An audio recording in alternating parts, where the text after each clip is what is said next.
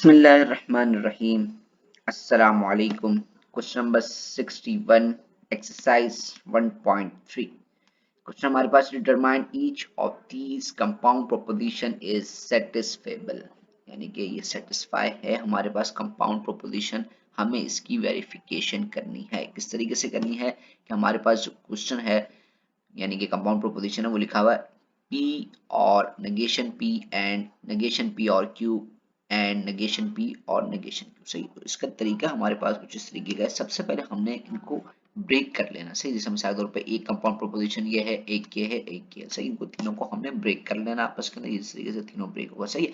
अब इनको वेरीफाई किस तरीके से करना, अब हम देख रहे हैं हमारे पास जो प्रोपोजिशन है P और Q है ना, तो हमारे पास P और Q का जो ट्रुथ टेबल बनता था वो क्या होता था कि 2 की पावर 2। इससे हमें पता चलेगा कि नंबर ऑफ रॉस कितने होंगे, तो 2 की पावर 2 कितनी होती थी, 4 होती थी।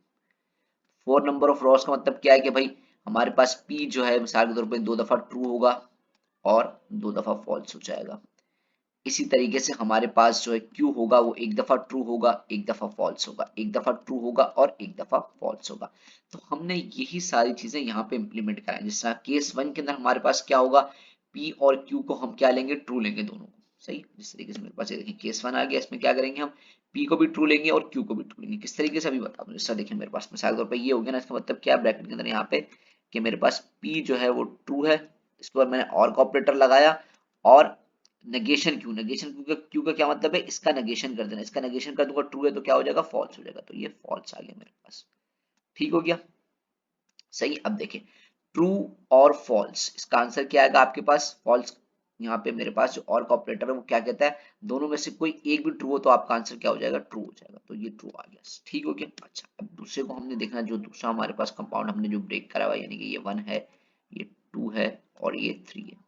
ठीक है, अब इसको चेक करेंगे। यहाँ पे नेगेशन पी का मतलब क्या, फॉल्स।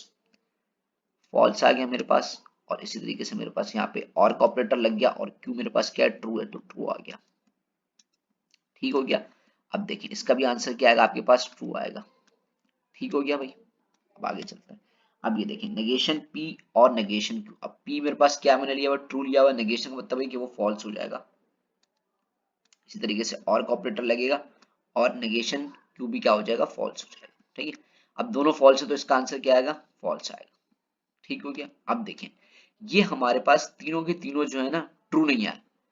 अगर ये तीनों के तीनों ट्रू आ जाए तो हम कहते हैं कि भाई केस 1 के ऊपर हमारे पास इसकी वेरिफिकेशन हो गई। सही है। अब देखें कितने केस बनेंगे, 1 2 3 4, 4 केस बनेंगे। इन चारों केसेस के अंदर में से हमें अगर एक का भी कुछ इस तरीके का आंसर मिल जाता है कि तीनों हमारे पास ट्रू आ जाते हैं, तो हम क्या बोलेंगे कि भाई हमने वेरिफिकेशन कर ली, ये हमारे पास क्या है, कंपाउंड प्रोपोजिशन है। ठीक हो गया।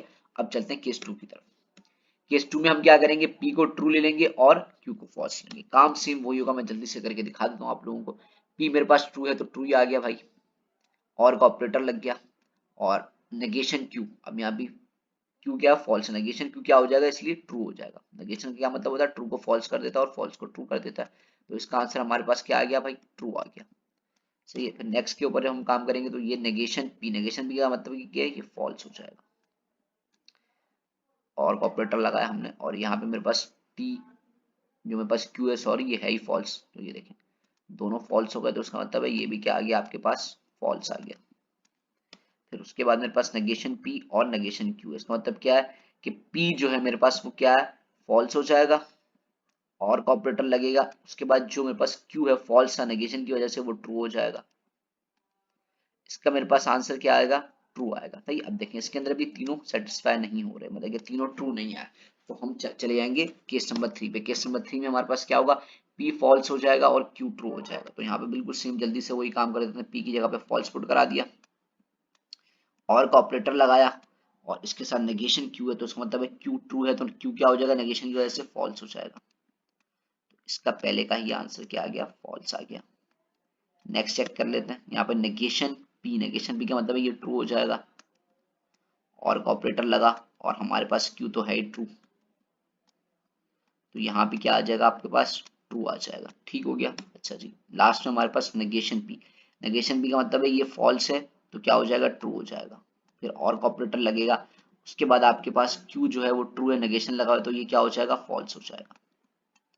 तो ये देखें आपके पास इसका आंसर क्या आएगा, ट्रू आएगा। इसके अंदर भी देखें तीनों ट्रू नहीं है हमारे पास। अब लास्ट केस बचा है, अगर लास्ट केस भी वेरीफाई नहीं होता तो हम क्या बोल देंगे कि भाई ये हमारे पास जो है सेटिस्फाई, यहाँ पे सेटिस्फेबल में से सही से प्रोनाउंस नहीं हो रहा है, थोड़ा सा गला खराब होने की वजह से, तो वो हमारे पास क्या होगा, वेरीफाई नहीं होगा। ठीक है, तो फोर्थ स्टेप पे चलते हैं इसके फोर केस पे के ऊपर, कि पी भी फॉल्स होगा और क्यू भी क्या होगा आपके पास, फॉल्स होगा।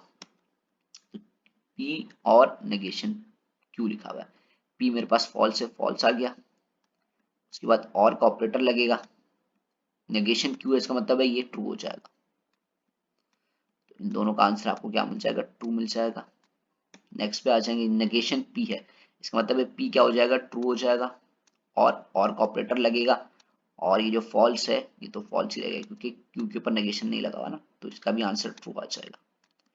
और लास्ट के अंदर हमारे पास नेगेशन पी, मतलब कि इसको ट्रू कर देंगे, फॉल्स से ट्रू कर देंगे, और का ऑपरेटर लगेगा, यहाँ भी फॉल्स है, नेगेशन क्यू की वजह से ये भी क्या हो जाएगा, ट्रू हो जाएगा, तो इसका भी आंसर ट्रू आ गया। तो हमने इस केस 4 के अंदर इसको वेरीफाई कर दिया, और हम यहाँ पे लिख देंगे भाई केस 4, जब हमने लेट करा था पी को फॉल्स और क्यू को फॉल्स, तो ये हमारे पास वेरीफाई हो गया।